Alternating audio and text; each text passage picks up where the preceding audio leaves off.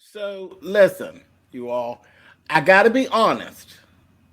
This episode really gave me dinner and cocktail theater, if you will.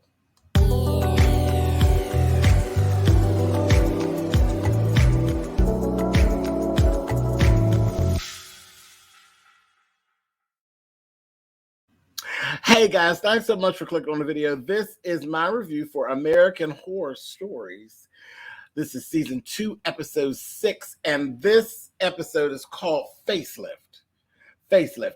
And truly, the title is simple. The story was just as simple. And it really was, there was a portion of it that gave me the American Horror Story feel, but it was just that much. That much lickety split, and then it was over. This was really dinner theater. It wasn't, it felt like nostalgia. It felt like nostalgia. It felt like, you all remember the show Nip Tuck? Nip Tuck, one of the baddest shows ever. Nip Tuck was very, very American Horror Stories. Okay, excellent show. If you ever have a chance to go back, I'm sure you can find it on Hulu or Netflix or somewhere. You can find the episodes of Nip Tuck. Fantastic. Fantastic. One of my favorite shows that I didn't actually review. I wasn't doing reviews at the time like that. Nip Tuck and True Blood are two shows that I wish that I actually was doing reviews like this back then. Excellent shows. But it was like Nip Tuck, but the very, very, very scaled down made for TV version. That's what it gave. Like I said, dinner theater. Nothing, very PG-13. Very PG-13. And the background story gave you Lifetime. So, all that being said, did I hate it? No, I didn't hate it. Was it their best work? Absolutely not. Absolutely not. But I made it through it, and it was cool, and it was like, okay, next week will be better. Again, lover of the show, this is what you're going to get. I'm not going to trash it. It wasn't to be trashed. It wasn't bad. It just wasn't what we're used to. It wasn't up to American Horror Story standards. But let's talk about it. Facelift. First things first, we see this woman. Her name is Virginia. Virginia is well off. You see she lives in a nice area. She's a widow. She's pretty well off, and she has a daughter. The daughter's name is Faye.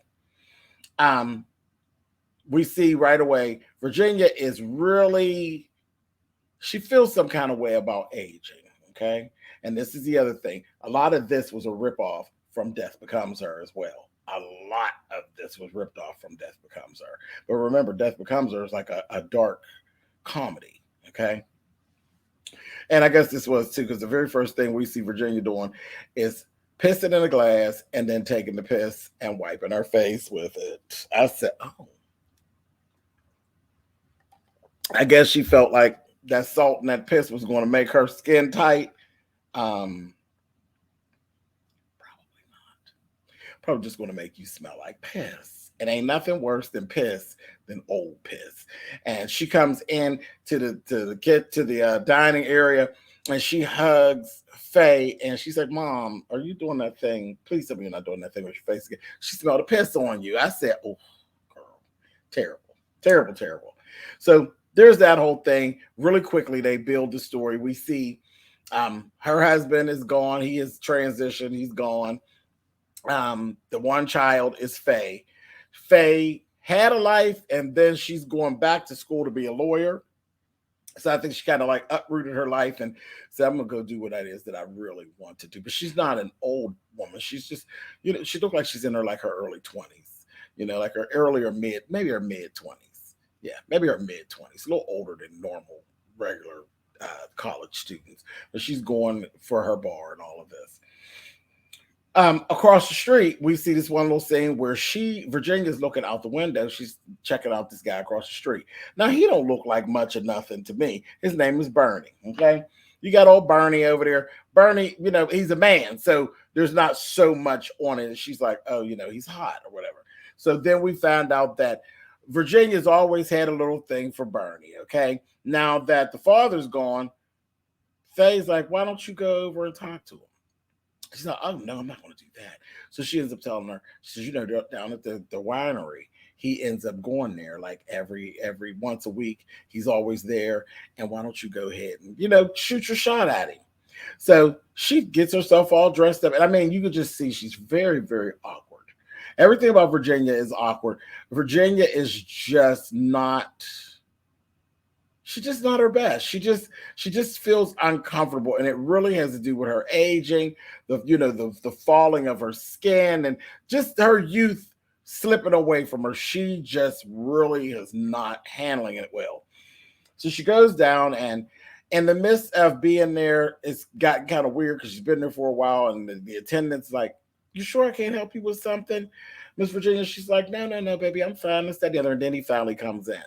Well, as he comes in, she's talking to him a little bit, and he tells her, well, also Faye had told him, his wife and him are separating. So Faye had, put her up on game, rather. So she's, approaching it. And shortly thereafter, boom, we see this woman, and she really good looking woman. And Bernie's like, oh, hey. And right away, they got a thing. We got a thing going on. You couldn't even miss it, okay? And she says, oh, so he ends up introducing, like, this is Cassie, this, that, thing. That. She's like, oh, no, we know each other. And Virginia's like, where do I know you from? She's like, we went to college together. We were in the same dorm, right up down the hall from each other. She's looking at her. She's like, Cassie? She's like, oh. So Bernie ends up walking away. And the two of them are talking. And it gets really catty very quickly. And she says, girl, cut the shit, honey. What have you done this thing? What have you done, girl? Because, girl, she's tight, pulled tight, just look beautiful. She looked real good. And, the two comparisons of the two, it was like, girl, you're not going to get Bernie from her, honey.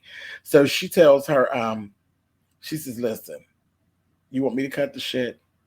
I'll have you to cut the shit as well. I will share with you on one condition. You stay away from Bernie. She's like, oh, girl, no, me and Bernie were just because she's like, girl, cut the shit, honey. You stay away from Bernie and I'll share with you. She says, fine.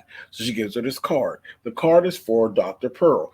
There's this really cool butterfly logo on the card, but Dr. Pearl. So she goes and she immediately goes to see Dr. Pearl. Here's where all of the familiarities come. We look at Dr. Pearl. Dr. Pearl looks just like Isabella Rossellini. I think that's her name, Isabella Rossellini, who actually played the vamptress, that girl, and Death Becomes Her with the aging potion. So, I mean, she looked like her. She really looked like this striking resemblance the whole way that they had Isabella like done with the pure black hair bob, straight bob, and really sleek, really sharp, like uncanny resemblance to what we're doing here in the character. Okay, so they're doing all of this, and she's talking to her, and she's basically bearing her soul. She's like, I'm hideous, and this, that, and the other. And she tells her, she says, you're not right for me. You're not right for this situation. You're just not. You're not right for it. And she says, I'm more than a plastic surgeon. I'm a lot of different things. And she says, I'm a worshiper. I worship the human form all over. It's just this whole thing, this whole breakdown. And then she's like, no. She's like, and no, you have to actually love yourself from within, because everything comes from within. And then I help to beautify everything else. But I'm more of a worshiper. And I'm saying, are you not listening to any of this verbiage? But no, you're not. See, there was a lot of that's why I said this is like dinner theater. There's a lot of lessons in here, and the lesson is like that the whole plastic surgery thing. There really is a real issue about plastic surgery and getting it for the wrong reason and becoming addicted, because you can become addicted to plastic surgery. You can become addicted to plastic surgery. It happens. Yeah, it happens. And with me being part of the LGBTQIA, with our trans girls, there's a real issue sometimes with the girls not stopping or not knowing when to stop. This is something that I've noticed for years. I do drag and all of this, so I've noticed this. I've seen transsexual women who are just, when I say breathtakingly gorgeous, to where you really can't tell. You're like, oh, what do you mean you weren't born a woman? And then I've seen them not stop the surgery and continue on getting surgery till you're like, girl, what the heck that happened? Where they don't even look like they looked, and they keep going back, and now you're given Quasimodo, and it's like, girl, are you serious right now? Where you were absolutely beautiful, like your body was snatched, and now you got lumps and bumps, and your face is going left and right, and things just ain't the same. It's just, they've really messed up what they had going on. I see that a lot with our trans girls, and there are regular, cisgender women, same thing. There's women who have lost their life do it, and trans women lost their life with this, where they've gotten addicted to keep getting surgery. So there's a real issue. And I think this episode really did tap into that. So it definitely has its place where people need to see some things, because it's not always sometimes you actually, when you're watching television, pay attention. There's always a message, generally, even in dark comedy or horror stories. There's a message in there, and this one definitely had a message in there. You need to really be mindful about plastic surgery. Are you getting it for the right reasons? Are you going overboard? Are you really doing the right? Are you asking the right questions? Are you at the right doctor? All of that stuff was part of this. Well, she goes on, and I'm like, this is all just a play. I knew it was all a play with this whole turning her away. Yeah, right, whatever. But she ends up doing all that, and then Virginia goes and she flips all over. She backpedals and pussy pops, and she's like, no, I don't hate myself. It's just, I've just had some really bad years here, and this, that, and the other. Basically beg her to take her on as a client. She was going to take you anyway, honey. She just had to see how vulnerable you were and how gullible that you really were. And you were. You completely fit the bill. Cassie had already worked you, and you didn't even realize it. And I could see all that from this early part. I was like, okay, here we go. So Virginia, the next thing we see later on, Virginia is speaking with her business manager, okay? And he said, you can't afford it because your husband had some really bad decisions. He left you in some really bad debt, and messing around like this, you could lose the house. You could lose what your car. And this is just how pretentious she was. She said, I don't have to drive what I'm driving. I can downgrade to a Mercedes. You could downgrade to a Mercedes Benz. Really?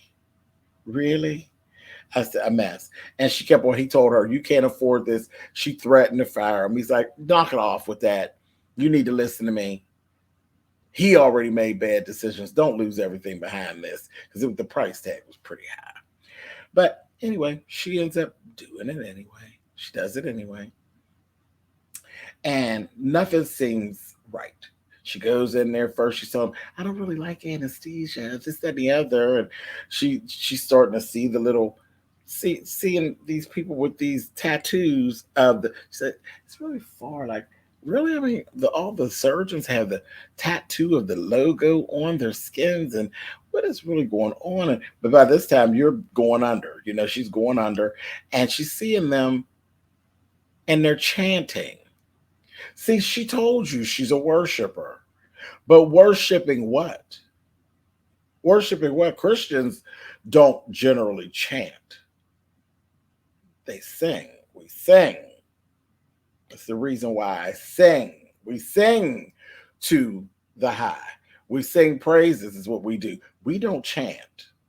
So, you're definitely into something else that you haven't asked the right questions. And they're chanting, and what they're chanting don't sound too cool. It wasn't no Nam Yoho Rengekyo. I said no, it wasn't Buddhism, because again, now Buddhism, they chant, but even their chant sounds serene. This didn't sound serene. This sound that way, honey. That way. I'm not going to do any of that on here. Sorry. Sorry. I'm not going to copy any of those chants, honey. I'll give you a little bit. I'll give you a little bit. Very he haw Damien. It was very that. Okay. That's it. That's all I'm doing. Anyway, moving on. Off my soapbox, but on boom, boom, bam, and I'm back, honey. So chanting, worshiping is what they were doing, and they weren't holding hands. They was holding for. I said, no, ma'am. But that was that. She wakes up. Oh, and she had told her, your hands are beautiful. No, they wasn't. Her hands wasn't beautiful. Her hands was old, like her face. They matched her face. So she will fix her hands. That was going to be for free. So, child, she wake up. Everything is completely bandaged. Her hands, her head is really wrapped. The bandages are really, really thick, whatever, so she couldn't see herself. She goes home. Once she's home, of course, she's in all this pain. She has these pain pills and all of that. Her and Faye actually get into it because Faye is actually saying, I spoke with the business manager, and what is all of this? What have you done? We could lose everything, this, that, thing, and the other. Well, through her being in pain, partially under the drugs, and just being questioned, she tells her some mess about how she's not really her real daughter. She's her stepdaughter. And she's like, really? Wow. She said, of everything we've ever been through, you've never said anything like that to me and make me feel like that. You're on your own. I'm out of here. And she leaves her. And as she leaves her, there ends up being like this thunderstorm later that night. And she's really going through, not just the first night. So she's really going through it. But then she had these images of these demonic, things coming at her, and it was red, and it was just very, real ghastly. But in the midst of all of that, Faye ends up coming back. She's like, oh no, I got you, whatever. And she's like, you were really out of it last night and everything like that. And they talk a little bit, and she says, whatever. Oh, I'm really sorry about what I said, blah, blah, blah, blah, blah. They smooth it over. So now she ends up going back to the doctor a few days in. She goes back to Dr. Pearl. Dr. Pearl invites her to a retreat because she was telling her some of the things. She's like, some things just ain't sitting too well with my daughter. She's feeling this kind of way. And she said she's basically making her question the process. And long story short, Dr. Pearl is telling her, you know what? Faye is not positive. And what's happening is she is slowing your recovery time. It is hindering, the negativity that she's bringing in is hindering your recovery. So what I want to do is I want to invite you to a retreat that we have. We have it once a year. Me and some good friends of mine, some people that are going through the same thing that you're going through, which was a lie. Some people that have been through what you've been through, this, that, and the other. And so she's like, okay, cool, no problem. So she immediately jumps on this promise of this serene second part of her healing process. Her and Faye gets into it. She tells Faye, listen, I'm leaving. I'm going, this, that, and the other. Faye said, I have researched her. The doctor is shady. She doesn't really have a license. She had some certificates. She got some malpractice suits before she came here. this, that thing, and the other. Says she's shady. Something is not right. Virginia's like, I'm out of here. I'm going. So she ends up going. She goes. When she gets there, she notices right away she is the only one walking around this place, this retreat, in these bandages.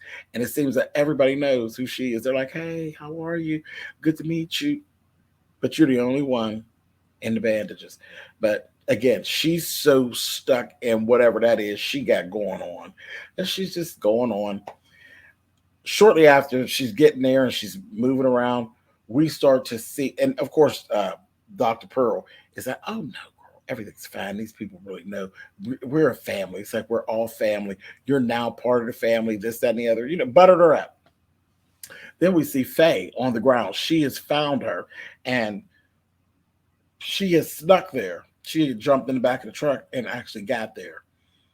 She ends up getting captured and they did a chloroform situation on her mouth and took her. So then Dr. Pearl had actually talked Virginia, and she's like, yeah, we're going to actually remove your bandages tonight. They're going to be removed tonight. She's like, really? She's like, okay. So of course she's happy that the bandages are being removed. And she says, but wait, she says, you're going to do it during like a little dinner ceremony. I'm like, girl, listen again. I worship ceremony. Oh, it's all my friends, and it's a special group of friends. I'm like, all of this, you're not paying attention. She's telling you you're screwed, honey. You are Rosemary's baby, honey, and you ain't paying attention, you dingbat. But I digress. Anyway, so she gets there. They're doing the little thing. They get there. She's all dressed in white. She gets there. She pulls her up on stage. Dr. Pearl pulls her up on stage. Everybody's standing around. I'm like, girl, did you never see the movie The Heretic, honey? Or you didn't see any of these movies, honey? I'm like, come on, honey. You didn't see The Omen, girl? You didn't see Rosemary's Baby? Girl, you ain't seen nothing? I was like, Lord have mercy, you was dense, honey. But anyway, so she gets her up there. She says, well, we have one thing that we have to take care of before we go ahead and remove the bandages. And she says, they bring out Faye. She's like, Faye, what are you doing here? And she literally says, she broke trust. She came here and violated our space, our serene space, and she has to pay for that. So again, here we go with this talking. She has to pay. What do you mean my daughter got to pay? Well, this fool backpedals and puts bumps again and says, I'm not her real mom. I'm her stepmom. I said, oh, again, denouncing. See, there's a whole thing about that. That is ugly. That whole, the first time she did it, it bothered me. The second time it was like, oh, you really? You really? So at this point, I have to say, I've been kind of feeling sorry for Virginia up to this point. At that point, when she did it the second time and said, I'm not her real mom, I'm her stepmom, I have to tell you, I was pretty done with Virginia. I was done with Virginia at that point. And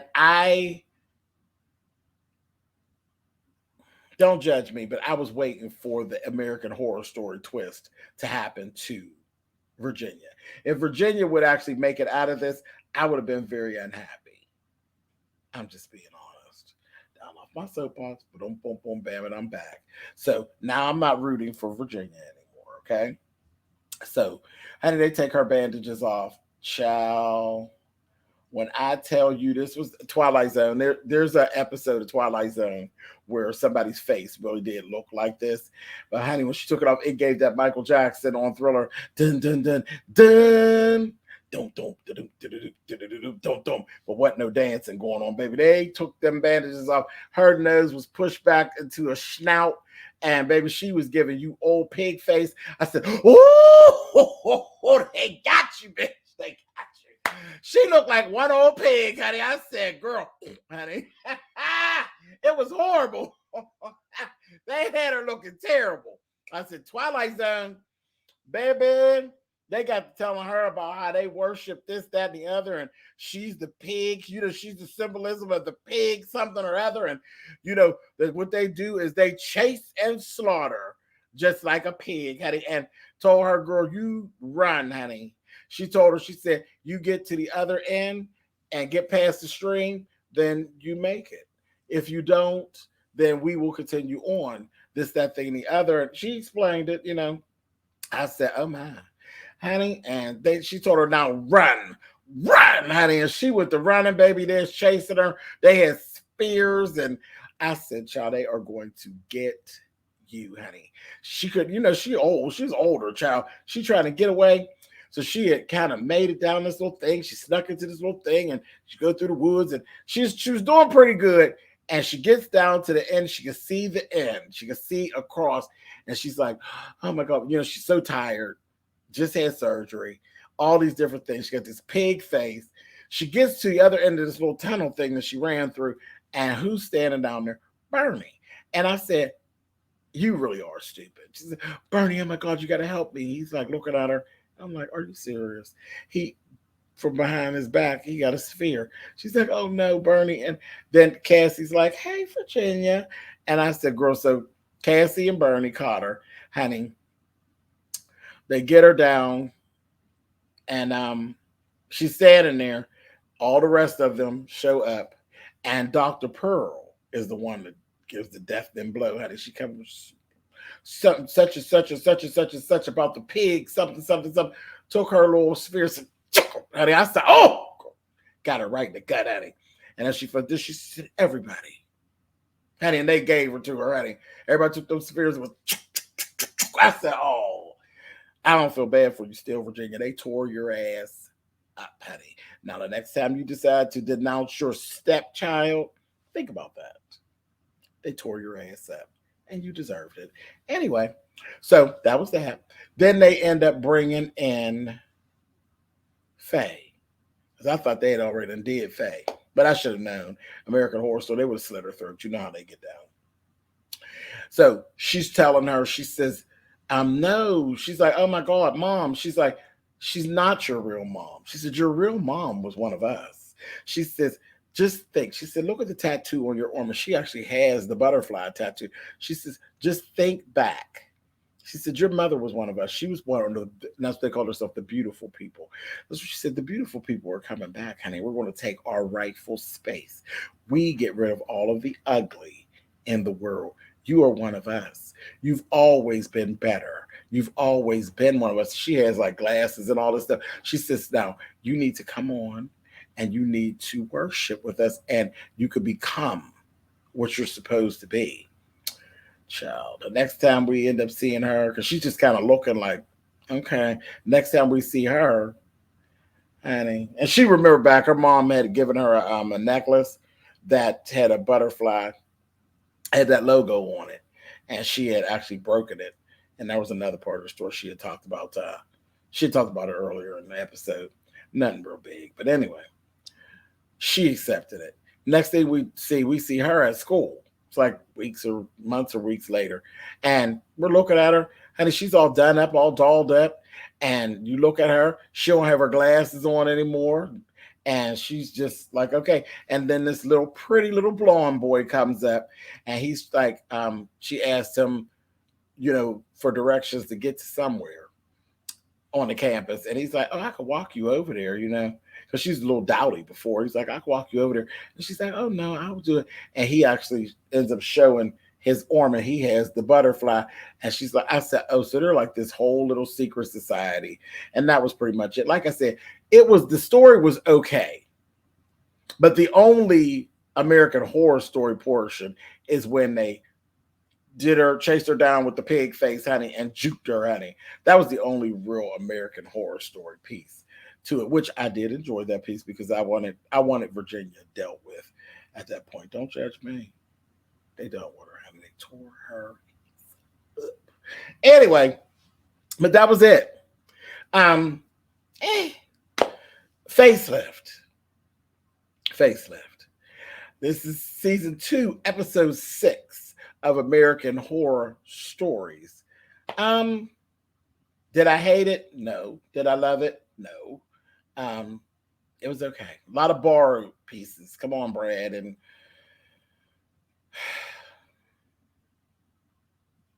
Brad and Ryan, I don't know. Just the borrowing storyline stuff.